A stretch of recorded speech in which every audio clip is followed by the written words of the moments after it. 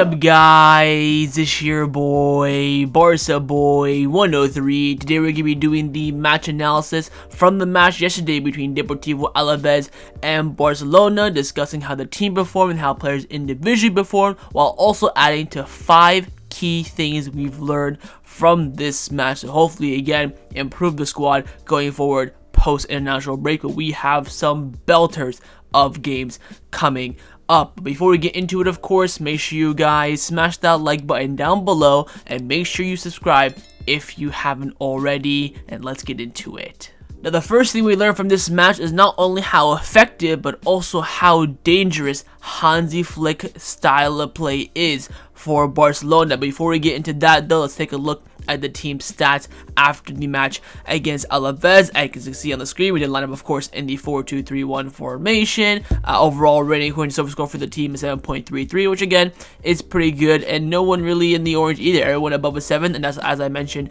in the match review, I felt like everyone performed very, very well, apart from one person who, of course, we will talk about later on. But generally, team strong performance in yesterday's game. You can see here as well the average positioning of the players. On the left hand side is the starting lineup, and on the right hand side is with the substitutions coming in. You can see again how high Barcelona are playing on the pitch. Again, you can't really judge Raphinha's position too much because he was drifting all over the gap. You can also see how deep Lewandowski is as well, and how centrally, of course, Pedri did end up playing in this game. You can see on the right hand side, Ansu Fati, when he's coming as left hand forward, playing very advanced alongside Frenkie de Jong as well. Kounde, of course, coming in at right back. Martin coming in off the left hand side as well. So position wise, nothing too surprising. I would say the only surprise is again how close and how narrow Barcelona were playing yet again. Now, if you take a look at the key stats in this match, Barcelona finished with 72% of the possession, an XG of 2.48, created 4 big chances, 14 shots in total, didn't commit too many fouls, only 8, 661 passes, 19 tackles,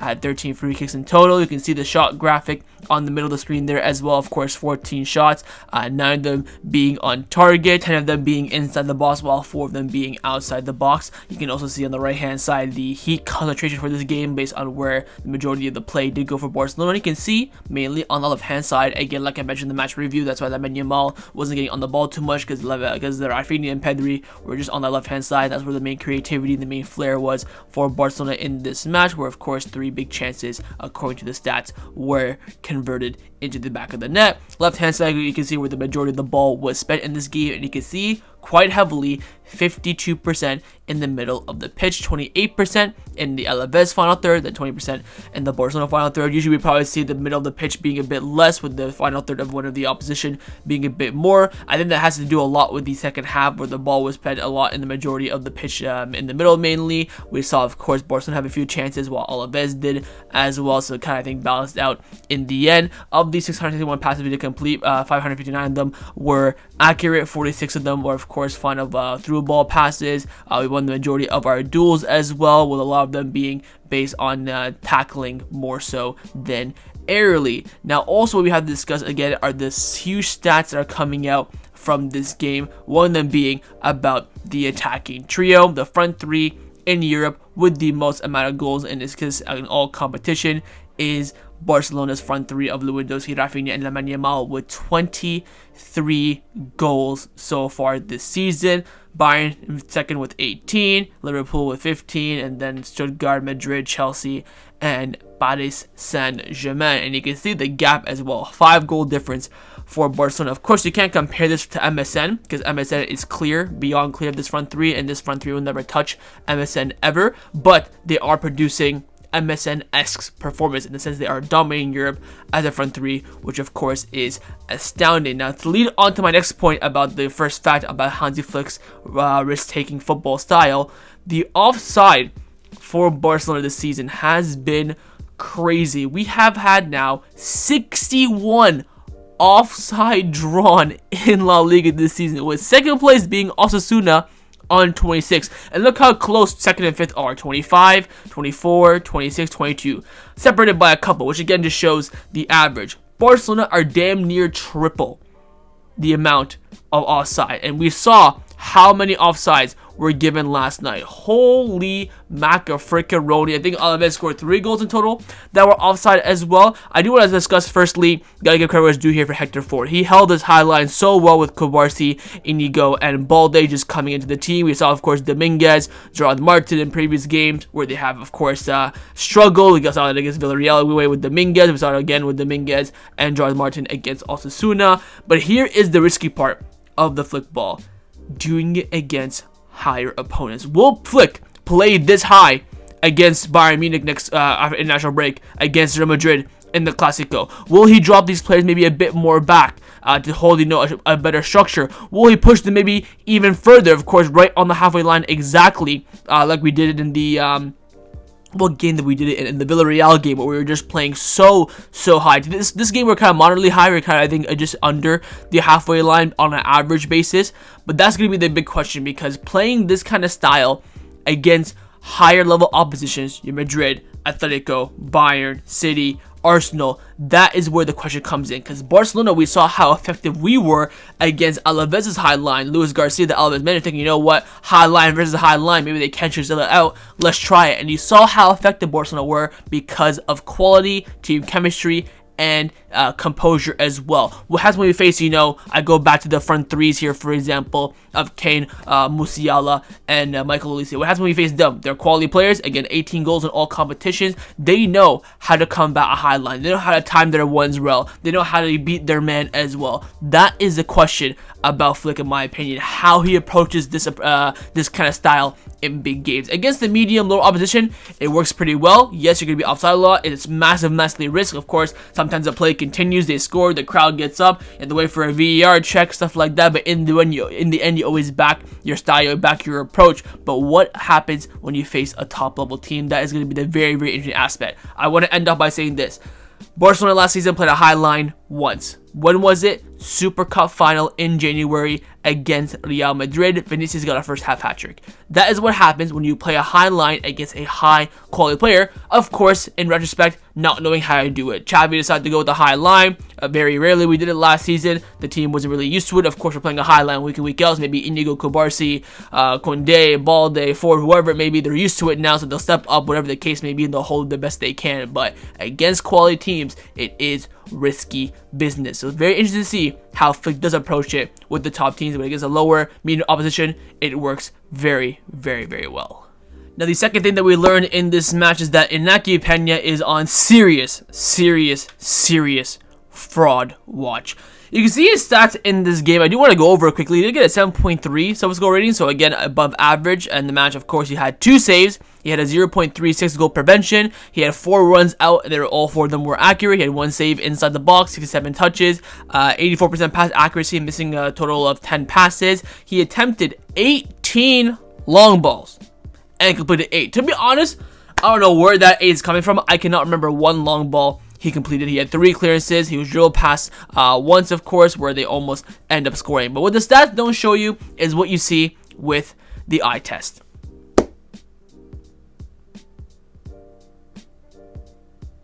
What the fuck is that? Listen, Szczęsny might be coming in goals sooner rather than you think. I think Hansi Flick has a huge decision. I mentioned this on the live stream, so I'll mention it again for those who didn't tune in and watch. We have so many games coming up post-international break. You have Sevilla, Bayern, Madrid in the space of a week. And then you have a week off, and then Espanyol, big derby in the next game. In that week, I don't think Flick can change the goalkeeper. Whoever he plays against Sevilla, I think will play Madrid and Bayern. And plus with Szczęsny, his first game in 3 months post-retirement cannot be a Clásico. Cannot be Bayern in the Champions League. It has to be Sevilla in the league. So I think he either brings in Szczęsny against Sevilla, or he sticks with Inaki Pena for that week. Inaki Pena fills nobody in the fan base with confidence. Yes, I want to give him credit for those rush outs, like the SofaScore stats did mention. I think he made a good save with Kike Garcia.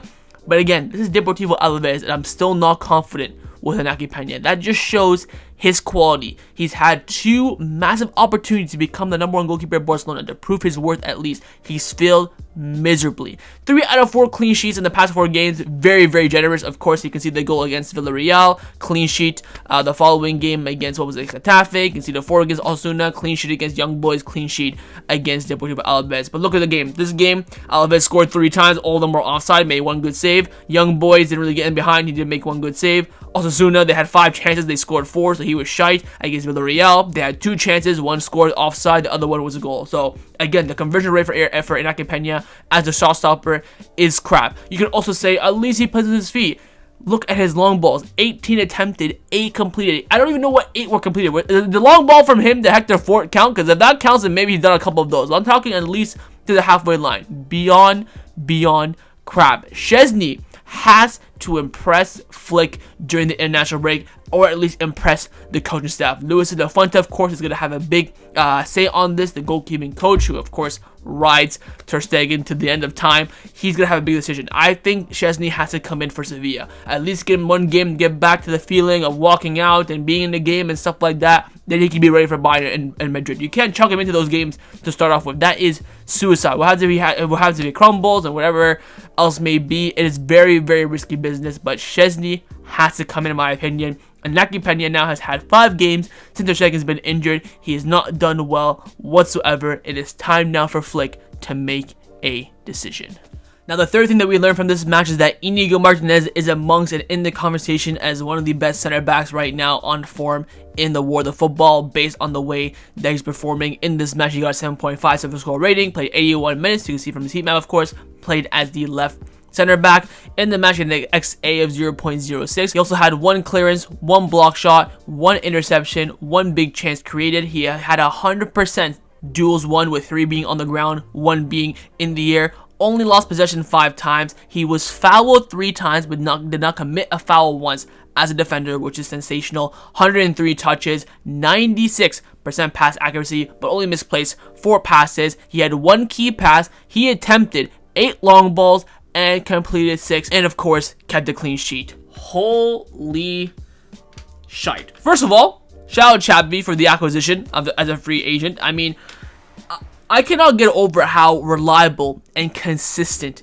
Inigo is. The thing is, this is not a surprise to me, because we saw it last season in that 3-month spell in the beginning of the year when he was playing alongside Christensen and Araujo, because they were dropping left, right, and center like flies, getting injuries. He was so reliable. Poor guy did both his hamstrings on his right leg, came back, did his left leg in that cup game. Since then, never really got back into the team, but he has been nothing short of unreal. He's a complete defender at the age of 32. This is like his prime. This is like probably his last year at the top level, and thank God he's at Barcelona, because he's giving us one hell of a show. His experience, his know-how of the league, being in it for 10 years. Remember Valverde, when he joined Barcelona in 2017, was twerking for him all summer. In the end, we couldn't strike a deal. I think he was at Real Sociedad at the time, if I'm not mistaken. But he is just so good on the ball, off the ball, in the air, on the ground. He's just complete. And again, I have to mention this: left-footed. There's not that many left-footed center backs in the world nowadays. Everyone seems to be right-footed, and with his left foot, the fluidity is just top notch. We saw the struggles against Osasuna, having Dominguez right-footed, Kubarsi right-footed, and how we struggled to have any fluidity in the back line. With that left foot, it just gives us a different dynamic. And I also want to end off by saying this: Araujo and Christensen have to earn their place back in this team. They cannot walk in with aura and drop Inigo. He has been, I would say, our best defender, of course, without a shadow of a doubt. I think him and Kounde are very close to each other based on form. I think maybe Inigo has been more involved than Kounde, even though Kounde has been so solid as well. But he might be top 5 Barcelona players this season. Apart from, Raphinha, Pedri, and your Yamals, I think Inigo is next. You can say Lewandowski scored so many goals, that's his job. You could say Inigo's job is to defend, but the level that he's doing it at is just remarkable. All we can say now is just we hope that it continues, and again, the competition now in the center back department is going to be absolutely fierce. Now, the fourth thing that we learned in this match is how well Casado is able to win the ball back in the midfield based on his duels won. In the match, he got a 7.2 surface score rating, and look at that heat map. Absolutely all over the middle of the park. Whether it's on the right-hand side, left-hand side, in the middle, He was everywhere. In the match, he played 90 minutes, 94 touches, 93% pass accuracy, only misplacing 6 passes. He had 1 key pass, he attempted 4 long balls, completed 2 of them. He attempted 5 ground duels. He attempted 8 ground duels and won 5, 2 aerial duels, 1-1. Lost possession only 8 times, which again for a midfielder isn't too bad. And again, did not commit a single foul in this game, but he was fouled himself once. Also had 2 clearances, 1 interceptions, and 4 total tackles. Look, I mean, the play that we have here on our hands is astounding, and I will reiterate what I said with Inigo in regards to Araujo and Szczęsny coming back from injury. When Gavi and De Jong gets fully fit, and Fermin and Dani Olmo, whatever the case may be, they have to earn their spots back in the midfield. And I have to give here some criticism for Xavi. How did Xavi not use Casado last season, especially in that January to March spell? We were dying on our floor, begging on our knees for a midfielder to the point we were playing center backs in midfield. Did he not try Casado? That is one of Xavi's horrendous mistakes over his tenure as a manager. But again, the way that Casado is playing under Flick gives him the confidence, the motivation. Casado came out after the game saying that, yeah, I play well, the manager gives me confidence, I celebrate every time I win a tackle. And you can see that as well. He gets bullied in that midfield in the sense that he always gets two-man pressed by our opponents because they see him kind of as the weakest link in the midfield. But he's just so calm, cool, collected on the ball. Distribution, pass accuracy is fantastic as well. What a player he is, and there's a reason why the Barcelona board alongside Flick decided to promote him and keep him over keeping the likes of Sergio Roberto.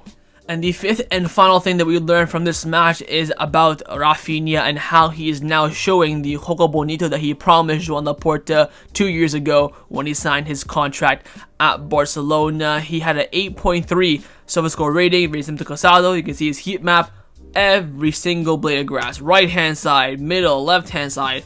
He was everywhere. In the match, he played 90 minutes, had an XG of 0.47, 2 assists, XA of 1.12, 4 to 8 touches, 86% pass accuracy, but only misplaced 4 passes. He had 5 key passes. He attempted 4 crosses and completed 2. I don't know if they're counting corner kicks, but I think that should be. I thought it was a bit higher, but my God, it was astonishing. He created 2 big chances, had 1 shot on target. He attempted 2 dribbles, completed 1. He missed, of course, 1 big chance. That 1v1 should have scored that. He attempted 5 ground duels, 1-4, and lost possession about 10 times, which again, for a forward, isn't too bad. I would say 8 to 12 is kind of like the sweet spot. If you go more than 12, that's where I would have serious question marks. But again, Raphinha is on the form of his life. He's looking like a mix of Ronaldinho in creativity and Neymar on counterattacks. He's probably the best Brazilian in the world right now on form as well. That is how good he has been. And it doesn't matter where. Right hand side, left hand side, down the middle. The versatility of this player is remarkable. Absolutely remarkable. And he's doing it consistently. As once he gets his final third decision making on point and is clinical, the sky's the limit for a player like him. We saw again in that 1v1 against Alaves yesterday how he missed it. He's missed a lot of those kind of 1v1s with Barcelona. Of course, he did score an offside goal as well where he rounded the keeper, put it in the back of the net. Want to see him do more of that, especially in those kind of 1v1 scenarios. Like when he went 1v1 last night against Alaves, had the feeling he was going to miss. You can see in the live stream how I didn't look too enthusiastic. I was kind of like, oh, Raphinha's kind of through here on goal. I wasn't very confident in him because I've seen him miss those so many times, especially like a winger that's not really known to kind of score 1v1s. They tend to bottle it. But with Rafa, he's just been remarkable this season, and his form just continues. If you look at his ratings on SofaScore based on the international break from September until now, they're all like above 8. It's like 1, I think, 7 point whatever. I think that's because he came off the bench against Osasuna, but like his stats are so crazy. And the even crazier part from that,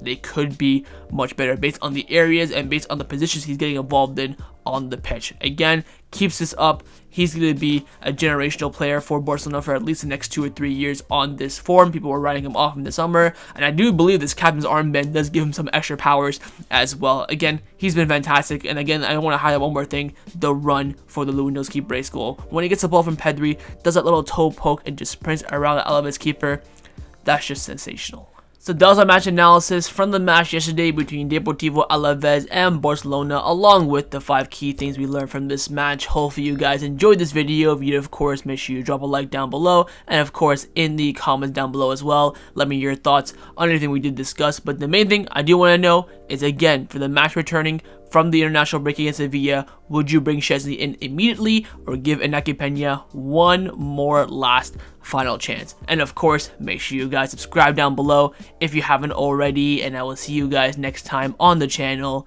Take care and Forza Barca.